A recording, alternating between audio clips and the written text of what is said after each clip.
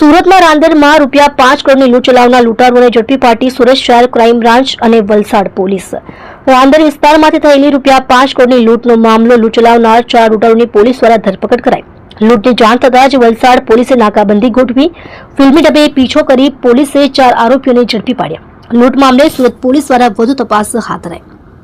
સુરત શહેરના રાંદેર વિસ્તારમાં લુમ્સના વૃદ્ધ કારખાનેદાર પોતાના બ્લેકના પૈસા વ્હાઇટ કરવા માટે ઘરેથી શ્રીકાંત અને શૈલેન્દ્ર નામના બંને વચેટિયાઓને કારમાં લઈને જતા હતા.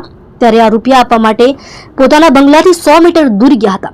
આ રૂપિયાની સામે વૃદ્ધને RTGS મારફતે વ્હાઇટ એન્ટ્રી મળવાની હતી, પરંતુ MH01AV2304 નંબરની ઇનોવા કારમાં આવેલા 2 શખ્સે કારમાંથી પૈસાના થેલા પોતાની કારમાં મૂકી દીધા હતા અને ત્યારબાદ વૃદ્ધની કારમાં બેઠેલા શ્રીકાંત અને શૈલેન્દ્રને પણ પોતાની કારમાં બળજબરીથી બેસાડી ત્યાંથી ભાગી છૂટ્યા હતા.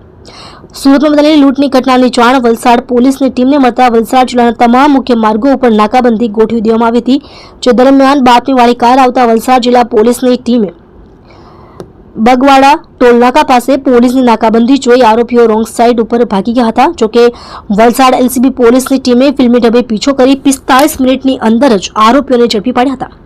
વલસાડ જિલ્લા પોલીસની ટીમે કારમાંથી 4 કરોડ 55 લાખ રોકડા અને આરોપીઓનો કબજો સુરત પોલીસે સોંપ્યો છે.